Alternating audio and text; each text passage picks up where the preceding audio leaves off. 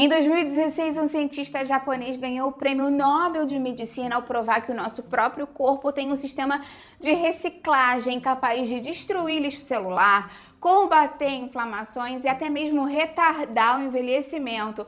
O nome desse processo é autofagia e aqui hoje eu vou te mostrar como ativar essa faxina celular profunda na sua rotina de forma 100% segura e sem passar fome. Você vai amar esse vídeo, fica até o final que você não vai querer perder. Antes de começar, eu quero te perguntar se você já ouviu falar de autofagia, se você tenta fazer alguma coisa justamente para prevenir o envelhecimento precoce, para melhorar a sua saúde, tem alguma estratégia, alguma coisa que você consuma ou faça na sua rotina para isso? Escreve para mim aqui embaixo nos comentários. Esse fato histórico é muito falado, muito documentado na medicina, na nutrição. Quando foi em 2016, o cientista japonês Yoshinori Ohsumi ganhou o Prêmio Nobel de Medicina justamente ao desvendar esse mecanismo da autofagia, que é um sistema interno em que a célula identifica componentes velhos, danificados, desmonta esse lixo celular e reaproveita para o nosso corpo de fato o que serve nele. Então, quando a gente pensa em fazer um paralelo entre células saudáveis versus as células cancerígenas, o estudo mostrou que esses dois tipos de célula reagem de formas diferentes quando o ambiente metabólico muda. Isso é super interessante. Então aqui eu vou te explicar rapidamente o que é autofagia, os hábitos que ativam essa faxina celular de forma segura e o erro que pode fazer com que isso corra mal. Então você vai amar. Vamos começar que eu vou te explicar rapidinho o que é essa autofagia e por que ela é tão importante pra gente. Então, pra gente entender essa questão de faxina celular, vamos tentar pensar como é a nossa casa, né? Nossa rotina do dia a dia. Se a nossa casa acumula entulho, gordura, aparelho queimado, se a gente tá com problema, né? Muita sujeira, não joga nada fora, com o passar do tempo a gente vai ficando uma confusão, ela vai parar de funcionar, né, do jeito que deveria. E mais ou menos o mesmo acontece com as nossas células, né? Quando a gente pensa nessa questão de autofagia, esse nome vem do grego, né? Auto é auto, nós próprios, assim mesmo, e fagia de comer. Então não é que seja, na verdade, uma questão destrutiva. É uma questão mais ou menos como se fosse um centro de reciclagem que o nosso corpo acaba fazendo. Porque tem a ver com a relação com os lisossomos, que são organelas cheias de enzimas que atuam desmontando estruturas danificadas para construir novas proteínas e membranas. Então elas pegam uma coisa que está ruim, destrói, desmonta e constrói outra coisa boa. E isso acaba sendo um processo contínuo, isso acontece naturalmente durante toda a nossa vida, mas pode ser, assim, intensificado com alguns hábitos metabólicos interessantes. Com certeza você já deve ter ouvido alguém falar em algum lugar aquela frase clássica, né, que o câncer morre de fome. Então isso vem do chamado estudado efeito Warburg, que tem mais de 100 anos. Otto Warburg descobriu que células tumorais consomem glicose num ritmo muito mais acelerada e de forma menos eficiente. Então, pensando num carro, assim, né? Uma célula saudável seria como se fosse um carro econômico que usa oxigênio com eficiência e gasta pouco do combustível. Ela consegue gerir melhor essa questão da energia, poupando energia.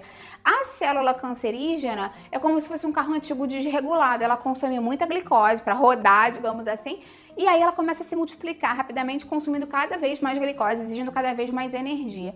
Então, o que eu quero dizer com isso, fazer um alerta pra você, não é dizer que, vou comer um pedaço de bolo, vou botar uma colher de açúcar no café, isso vai me dar câncer. Não tem nada a ver, não é nada disso. Na verdade, cortar até 100% do carboidrato não vai fazer o câncer desaparecer, porque o nosso cérebro e outros órgãos precisam da glicose. Então, se a gente não consome, o próprio corpo vai produzir.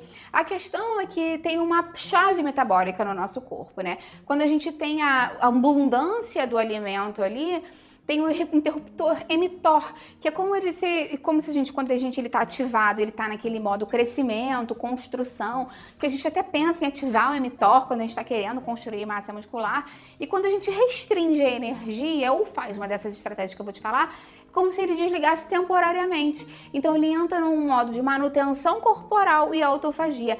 É isso que as pessoas querem dizer quando falam de que a célula morre de fome, porque na verdade ele vai estar com o mTOR desligado, sinalizando mais o processo de autofagia, que é um processo que vai verificar quais são as células ruins e vai priorizar a quebra, né, a destruição dessas para construir outras estruturas benéficas, entendeu? Vou te passar aqui então 4 hábitos práticos que ajudam a estimular mais essa autofagia no nosso corpo.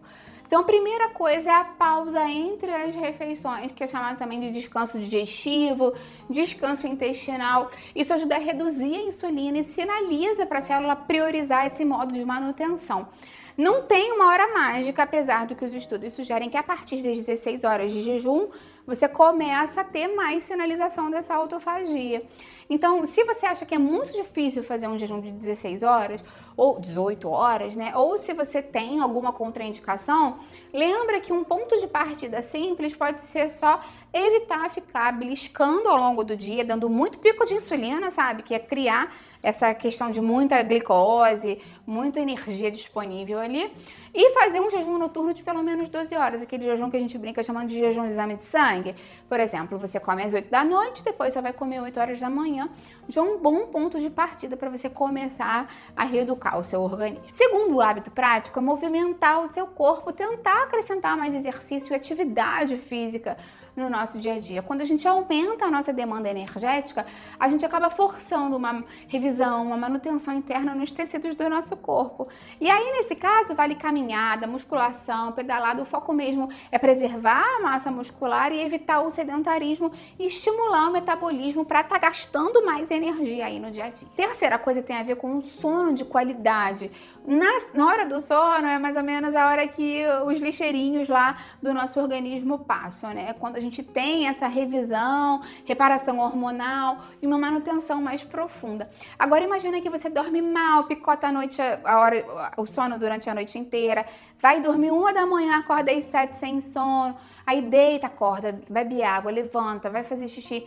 Tudo isso vai gerar um sono pior, que pode dar mais inflamação, piora a glicemia e também pode prejudicar esse processo natural de autofagia. Por último, mas não menos importante, tem a questão da alimentação de qualidade, dos compostos bioativos, né? Fazer jejum, né? Fazer essas 12, 14, 16, 18 horas de jejum e depois você comer ultraprocessado, não vai ajudar muita coisa, né? Pode até mesmo cancelar em grande parte os benefícios dessa faxina celular.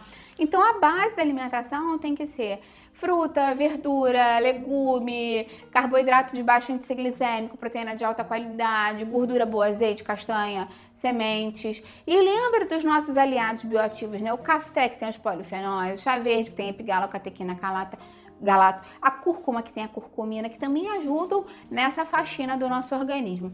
Tem muita gente que fala assim, eu vou fazer o jejum, mas eu não sei muito bem como quebrar o jejum. Posso comer qualquer coisa na hora que eu abrir? Porque quando a gente fala em jejum, a gente fala em um período em que a gente não consome nada, somente água e líquidos não calóricos, ou seja, sem comer comida, né, sem se alimentar. E quando a gente fala em abrir o jejum, a gente fala em uma alimentação que vai, né, começar a rotina da nossa alimentação diária. Então, abrir esse jejum com salgadinho, pão francês, biscoito, bolo, açúcar, hambúrguer, pizza, vai ser pior para você, piorar a inflamação. Então, o correto justamente é focar em proteínas, gorduras boas e fibras.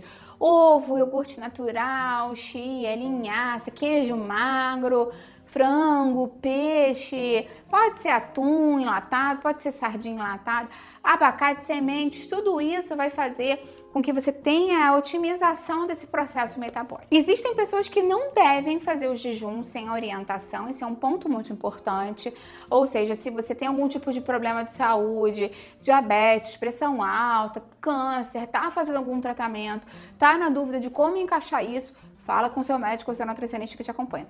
As mulheres grávidas e mulheres que estão amamentando também não devem fazer, idosos muito frágeis, crianças, obviamente, né, pessoas com menos de 18 anos não devem fazer, e pessoas com baixo peso, desnutrição, pessoas que já têm algum problema com relação à anorexia, bulimia, algum transtorno de alimentação, não devem fazer o jejum sem orientação ou pelo menos, né, um acompanhamento muito de perto. Eu tenho muitos vídeos bem interessantes aqui no canal falando mais sobre longevidade, qualidade de vida.